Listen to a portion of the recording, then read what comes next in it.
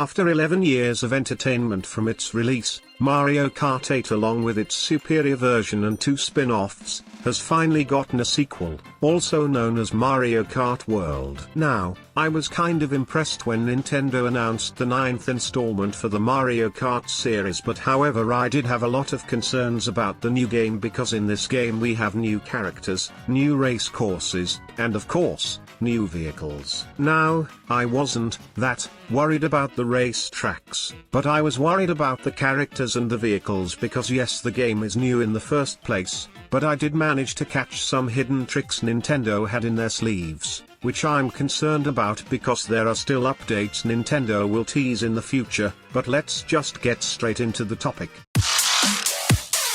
As for the 9th installment of the game series, Nintendo added new tracks which are way more different than the tracks of its older brother, and in those new tracks we can now grind on railings and drive on walls, which are 2 of the new features the developers put in the game. But what's more unique than the grinding on railings and driving on walls, is free roam mode, which is a feature that helps drive off the tracks and on fields surrounding the tracks. I'll explain in a later entry, but I did mention not having any concerns about the tracks except for one thing, and that is, as I said earlier, Mario Kart World introduced free roam mode, which not only helps players explore more of the race tracks, but it also gives players the opportunity to interact with background characters that challenge you in a race, and when the players win the race they are rewarded with the character whom they raced against. For example, say you get challenged by a Moo Moo cow in Moo Moo Meadows, you won the challenge and guess what, you get to play as Moo Moo cow in the Mario Kart World. That's right, World. Oh, and did I forget to mention that free roam mode also allows you to take selfies with your friends, which is quite unique. However, I did mention being concerned about the characters in Mario Kart World, and no, guys, I'm not talking about your average base characters like these guys here. I'm talking about guest characters. That's right, I'm talking about characters from one franchise that enters another franchises. And to add on to what I'm saying, guest characters have made Mario Kart 8 fun to begin with back before Mario Kart World was introduced. I mean, we had Isabelle, we had Inklings, we had villagers, and my number one favorite, Link. Ever since I saw the trailer for Mario Kart World, I've been very worried about guest characters to begin with since I saw no sign of them, but if I can make a prediction about the next guest character after Link, Isabelle, Inkling Boy, Inkling Girl, Villager Boy, and Villager Girl, then I say it should be Kirby. I mean, he has already got his hands on the Rainbow Road back when Smash Wii U/3DS was introducing Rosalina and Luma. Anyways, that's all I can say for the characters, so let's just move on.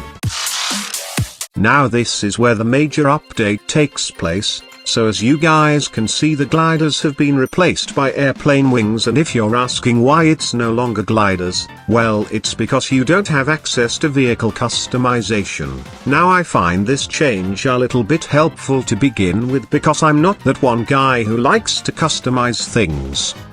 Not only do we have planes in Mario Kart World, but we also have boats which replace the propellers in Mario Kart 8 Deluxe. Unfortunately, if you guys thought those new vehicles were new to you, well, to me, it's not, because those new vehicles were actually copied from another racing game. If you guys know what I'm talking about, then you might be familiar with Sonic and All-Stars Racing Transformed. That's right, Sonic, that one blue speedster hedgehog. And the reason why I'm mentioning a Sega character is because Sega were the original developers who came up with the idea of 3 vehicles in one, being a car, an aircraft and a boat, which led to Sonic and All-Stars Racing Transformed, which was released in 2012, and 13 years later Nintendo decides to just add boats to their own racing game, ripping off Sega's idea, which makes the vehicles concerning.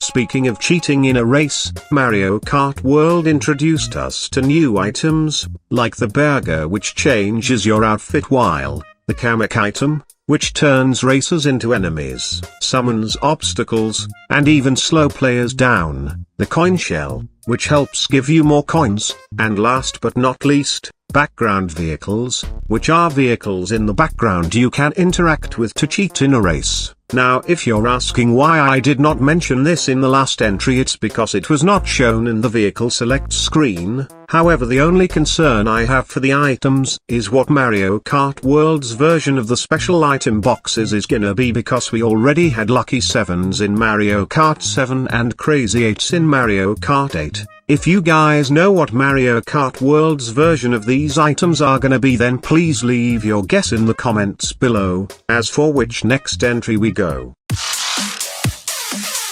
Speaking of console-related features involving the Nintendo Switch 2 as part of our final entry, I'm talking about this one unique feature Nintendo has held, also known as amiibos. Yes, I'm talking about those base-attached figures that have an NFC card on the base which get tapped onto consoles. And what do amiibos do, you might ask? Well, amiibos help unlock new content, and the reason why I'm quite concerned about amiibos is that ever since the Switch 2 was announced, I heard no sign of amiibos, because back when we had Mario Kart 8 we were able to unlock Mii racing suits using the amiibos. Plus amiibos have been serving Nintendo for like 10 years thanks to its inspiration from Smash Bros. Melee and Smash Bros. Brawl. Not only that, I'm also wondering how amiibos will work in the Switch 2, because back when we had Switch 1 what normally did was put the amiibos on the left joystick. So will it work the same way or will it be different? And if you guys are going to ask how amiibos have anything to do with the topic, well, the thing is,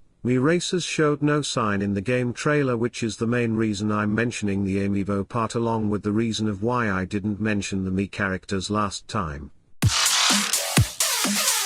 As conclusion, I will have to give this video game an B, because I'm still impressed by the new features, but I am worried about future updates. So I guess I'll just stay tuned anyways. That's all for the video.